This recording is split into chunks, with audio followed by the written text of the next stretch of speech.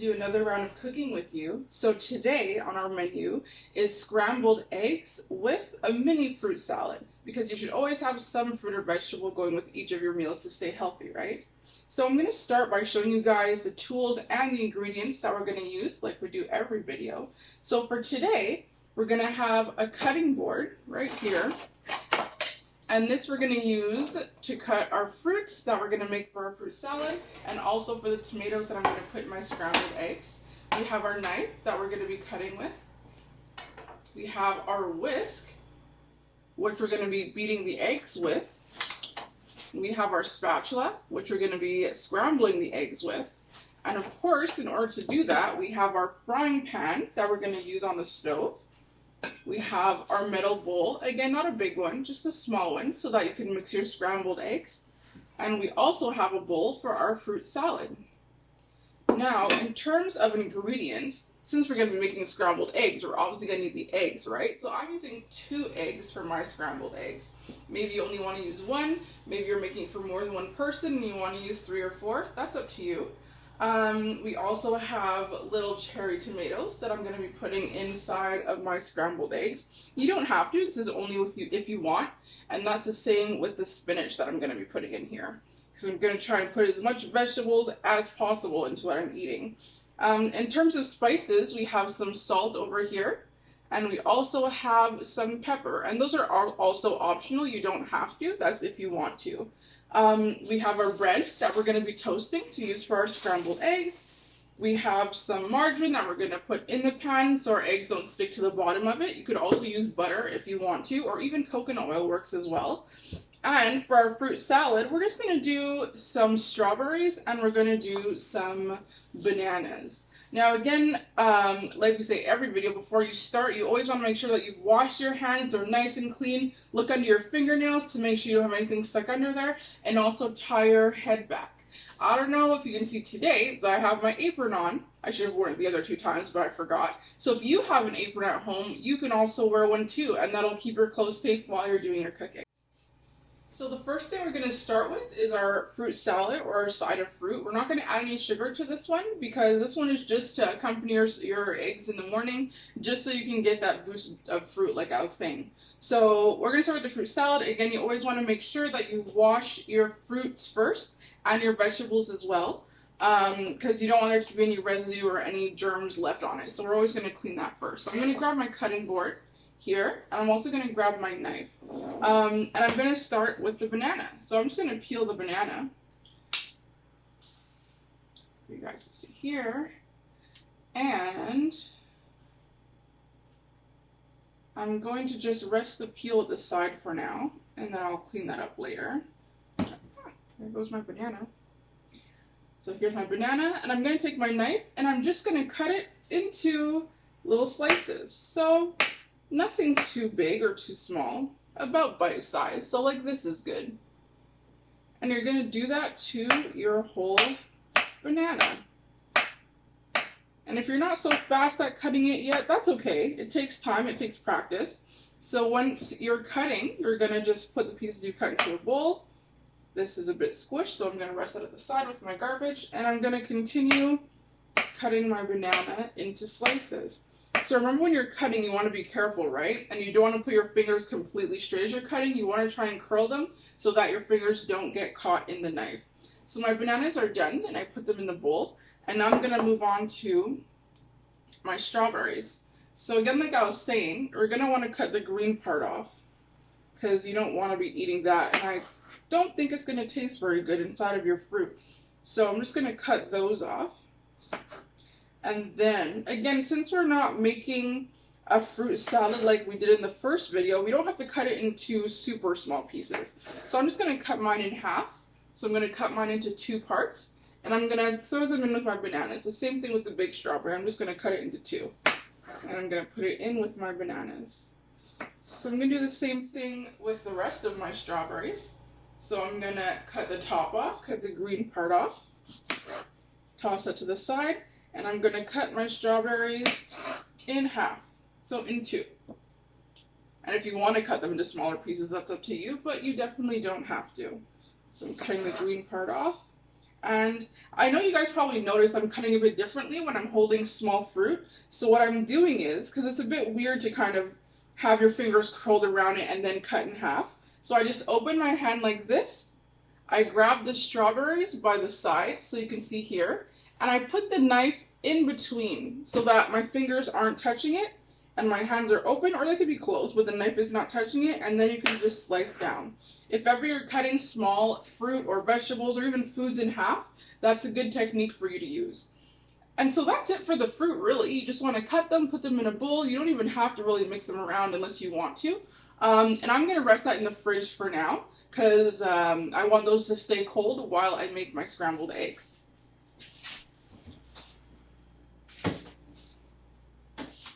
Okay, so now that that's in the fridge, we're going to move on to making our scrambled eggs.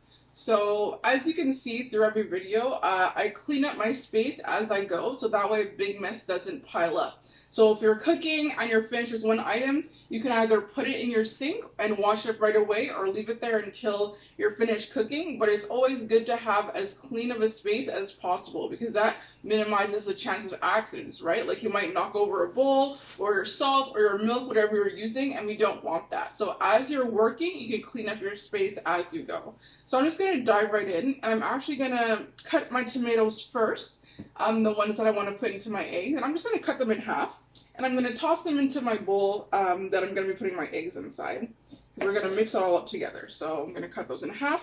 Again, like I was saying, I'm putting a finger on each side, and then I'm just cutting it in half. Perfect. Same thing with all the other little tomatoes. Just taking my tomato, lifting my fingers, cutting it in half, throwing it in there. Almost the last one. Since this one's super small, I'm just going to toss them in there whole. So that's good for our tomatoes. And I'm going to move on to our egg. So I don't need to cut that. So like I was saying, I'm going to move my stuff to the side here so that my space is clear. And I'm going to go straight into cracking the eggs. So when you're cracking an egg, it's a bit of a skill that you have to learn because sometimes you crack it too hard and your egg spills everywhere, or you don't crack it hard enough and you have to bang on it like 7 times before it finally cracks. So I'm going to try and show you guys how to crack your egg properly. So you're going to take your egg, okay, and you're going to take an empty hand. You want to put your thumb on the top of the egg and then kind of hold the egg a little bit, just like this. Not too tightly, but not too loose that it falls either, okay? So that gives you a nice hold on your egg. Then you're going to grab your bowl, and if you're using a metal bowl, you can usually use the rim of a bowl or any bowl that has a really hard surface so that when you bang the egg against it, you get a nice crack. So I'm going to try and do that with the bowl in the air, and let's hope it works out well. So you're going to take your egg, and you're going to just there, lightly crack it against the rim. You'll know that the egg is cracked when you hear, well, that nice cracking sound when it hits the corner of a bowl. When it's not cracked yet, it'll just sound like kind of hollow, but once you crack it, you'll hear that nice cracking sound. So then you put your thumbs inside the egg. It might be, there we go. Oh, some of it's dropping already. And then you want to just open it like that and let the egg fall into your bowl. And you want to put the egg shells to the side, and these can go in your compost, by the way. If you have a compost at home, eggshells can go in there. And you're going to grab your second egg and do the same thing. So we're going to hold it the way that I was showing you. You're going to grab your bowl and you're going to crack it along the rim, okay? So I'm going to stay quiet so that you guys can hear the sound that it makes when it finally cracks. So you hear the first two are kind of hollow, and then on the last one you heard the egg actually crack. That's the sound you want to hear. And then you're going to stick your thumbs, I'm dripping a bit, sorry, in the crack that you made with your egg, and then you're going to gently pull it open so that it goes in your bowl. Now it could be that when you're trying at home, the first time or the second time or even the third time, you might not get it right, but that's okay. Like we're saying, that's what happens when you're cooking, right? You're learning, so you don't always get it on the first try. And if ever you find that you're really having a hard time, like I said, feel free to ask your family to help you out, right? Because we're all working together. So my hands are a bit sticky from the egg, so before I touch anything else, I'm just going to run and wash them off and be right back.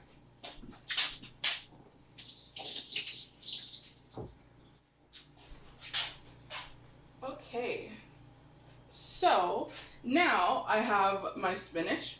I personally like keeping everything on, like the little stems. You can take them off if you want to.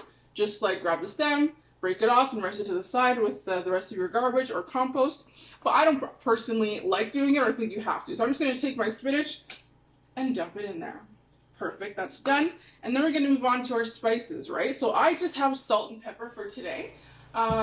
Feel free to get crazy and add other spices if you want. Sometimes I like to add paprika, I like to add garlic or onion, or even chili powder sometimes. That's up to you. You can make your eggs your own. So I'm just going to sprinkle a bit of pepper on here. I'm not going to put too much because I don't want it to be super hot. So just maybe about that much. And then the next is I'm going to take the salt. Now, I want you guys to be careful on the salt because it's very easy with eggs to put too much salt, but really all you need is a little pinch because too much salt's not good for you, right? So I'm just going to take a pinch of salt and I'm going to put it into my eggs just like that. I'm going to close that down so that it doesn't spill. And I'm going to close the pepper down. I forgot to do that. And next is the fun part. It's the whisking, so mixing your eggs. So since I have a few ingredients in here, I'll just show you what the inside of the bowl looks like. You can't even really see the eggs yet because the spinach is on top. But I'm just going to push the ingredients down to start so that the eggs kind of start to wet the spinach. And then I'm going to start actually whisking. So I'll show you guys how to whisk. So you're going to grab your hand. You're going to grab the handle of your whisk. And you're going to make circle motions in your bowl, okay? So you're going to make circle motions like this to mix your egg. Really nice. And if you find that your ingredients are at the side, then you can just peek in your bowl, push them down, and then you keep mixing. So you can start off slow. If you can only go slow at first, that's fine. Like I said, you'll get better as time goes on. So as you get better, you'll go faster. And you just want to make sure that your eggs and your spinach and all your ingredients that are in your bowl are very nicely mixed together. So I'm just going to do that for a few more seconds to make sure I have everything. A few of my tomatoes are stuck inside my whisk. That's okay. I'll fix that in a little bit. And there you go. So I'll show you guys that after I take the tomatoes out of my whisk. And a bit of spinach is stuck too. There we go. And that's what that's going to look like. So now we're going to move on to preparing the stove for our... Alright guys, so now we're at our stove station. So beside me I have everything that I need so that I'm not running back and forth. So I have my scrambled eggs, I have my margarine, and I have my spatula at the side here. So I just want to remind you guys, when you're using the stove or a frying pan or a pot, one of the things you always have to make sure about is where you're placing your handle and how you're placing your pan. So like I was saying, you don't ever want to have your pan handle, again, facing like that for that reason, because it can tip, it can fall, or if you're passing by, you might knock it and spill whatever is in your frying pan. So you always want to make sure you're covering the right burner, and you want to make sure your handle is facing inside the stove, okay? Or like right alongside your stove, facing this way, so that if you pass by, it's clear and you're not going to knock anything over. Another thing to make sure about is when you're heating your stove that you use the right buttons and the right dials. So I'm sure you guys remember from the other video, you have to make sure that you have either the right side or the left side. So as you can see, there's 4 oven burners, right? And there's 4 dials for that. So you have the left side. So remember, this is your left over here, and then this side is your right side. So these are the dials for the left side of the stove. So you have this one here on the left side where the white dot is, and this is the left bottom. So this knob would be for this burner over here, which you definitely don't want to turn on because it has a burner cover on it. And then this knob is the left side still, but it's the top. So that would be for this burner here. And we're using the right side. So we want to use one of these 2 dials. So we have this one, which is the right side, and this is the top, but we're not using that one. That's not where our pan is. We want the bottom one. So we're going to look at the dial again, and we're going to look to see it's on the right side and at the bottom. So this is the one we're going to turn on, okay? And since we're making scrambled eggs and I need to heat up the pan, I'm going to turn the knob to medium. And I know all stoves are different, but usually when the stove is on, there'll be a sound or a light like you see here that will tell you that a stove burner is on. And when you see that light, you always want to be careful and not put your hands on any burners, because if you make a mistake on the wrong one, you don't want to burn yourself. So that's how we're going to heat the pan, and we're just going to wait a few more minutes for that to heat up before we can put our scrambled eggs inside. Okay, so I believe the pan is heated up enough now, so I'm going to take my spatula and I'm going to also take the margarine or the butter or the coconut oil, whatever you're using, and I'm going to take just a little bit, just enough to coat the bottom of the pan. And I'm going to, again, always hold the handle when you're dealing with the pan, and I'm just going to slide it off the edge like this. Oh, yeah, that's super hot. And you always want to hear that nice sizzling sound for your butter, right? But you also don't want it to be super duper hot, because then the butter is going to burn. So I have my butter in, it's melting. I'm actually going to lower my stove just a little bit because I feel like it's a bit too hot. I'm going to close my butter. I'm going to rest my spatula aside, and I'm going to put my eggs in. So I always like to give it a last little swirl before I put it inside. So I have my eggs here, and I'm just going to hold my hand not too close to the burner because you don't want to burn yourself. Away enough that you're safe, but also close enough that you don't spill your eggs everywhere. So I'm just going to pour it right in here. Just like that. Make sure I get everything because I don't want to waste anything. There we go. Just spread everything around a little bit. Just like so. I'm going to put that in the sink. And I'm going to wash that up after. So as your eggs are in the pan, you don't want to move them around right away because then it's going to be super liquidy. So as you're cooking the eggs, you can start to see that the edge is turning a bright yellow. That's how you know that your egg is starting to cook. And since we're scrambling them, we don't want to wait too long before we move them. Unless you're making an omelet in which you flip it over, but we'll do that another time. But for this time, you don't want to wait too long. So you just want to wait until you see that there's a bright yellow around your eggs. Then you're going to take your spatula and you're going to just try to put it under and move it around a bit. Just like this. So that all your ingredients start to mix and start to cook together. I know some people also like adding cheese to their scrambled eggs. Usually I do, but today I didn't. And then you wait a little bit longer again before you start mixing it up. Wait until you see more bright yellow. You can even just like flip it over a little bit before you scramble it some more so that every part of it gets cooked. And the fun thing is there's so many different ways to make eggs, right? And I think actually I'll probably show you guys a bunch of different ways to do eggs. So maybe next time we'll do hard-boiled eggs, and maybe after that we can do sunny side up eggs. There's so many creative things that you could do with eggs. So we're just going to let that cook for a little bit longer to make sure there's no raw egg left. So we're just going to leave it for a couple seconds. And since this is scrambled eggs, you don't really want to use this time to move around and dance around because they cook really fast. So as you're making scrambled eggs, I would definitely suggest that you stay by the stove to make sure that you can scramble it. So again, you're always holding your pan. I'm just going to flip mine over to see if everything's cooked underneath there. And I know some people like their scrambled eggs a little different too, right? Some like them a little bit more wet. Some like them a little bit more dry. I personally prefer mine a little bit more dry, so I'm going to leave them on for a little bit longer. But if you would want to take your eggs off right now, that would be good too. You could still definitely eat some delicious scrambled eggs at this point. But I'm just going to leave mine on for a couple more seconds to make sure that they're nice and cooked to my liking. There we go. Look at the color of the spinach and the color of the tomatoes. It makes for a really pretty scrambled eggs plate.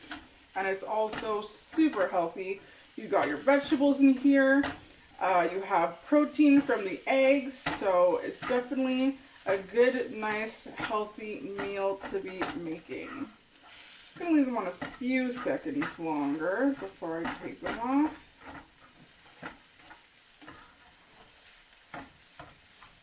Perfect. And remember, we do want you guys to try these activities independently on your own if you can. But again, if ever you need help or you're not sure of something, well, one, you can replay the video as many times as you want to. But also, don't be scared to ask your family for help. And it's a good activity to do with them to teach you how to begin to cook independently. So that's a really good idea. So my scrambled eggs are done. So I'm just gonna turn my stove off. And you can rest, if you're comfortable, you can rest your spatula against the pan, away from the edge of the stove. Again, you always want to make sure it's on your stove space. And some people have an item like this actually, where they could rest their spatula inside or a spoon inside. Or if you don't like that either, you can just rest it on the side, but just make sure you clean up your counters after. So I'm actually going to put my eggs on a plate over here. And then I'm going to move on to the toaster to show you guys how to use the toaster. So again, my hand's a little close to the burner here, but you want to try as much as possible to stay away from the burner. So if you can move even further, that would be great. So I'm going to rest my frying pan on the stove again, but not on the same burner that's hot, because then it's going to continue to cook. So I'm just going to rest it at the side on my burner cover. While I finish cooking. Perfect. Hey guys, so I'm back with my finished scrambled eggs. I took my very lightly toasted bread out of the toaster, took my fruits out of the fridge, and I got myself a juice box. So I'm just gonna, to finish off the plate, I'm gonna add some of my fruits to my plate. I'm probably gonna use all of them because I made a little bit more than I thought I would. And I do want to make sure I finish everything on my plate. So, there we go. So I'm adding my fruits to the plate.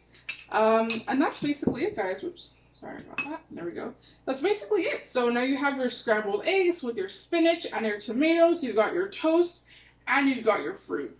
And also a juice. Maybe you want milk, maybe you want almond milk, maybe you want water. It's up to you. But this basically makes your complete breakfast. So I can't wait to see what you guys do. Maybe you don't add spinach, maybe you don't add tomatoes. I want to see what kind of fruit you use. Make it your own. But I definitely want you guys to try it at home. And I definitely want to see how it turns out. So post them and I can't wait to see. Until next time. On my way. On my way. On my way.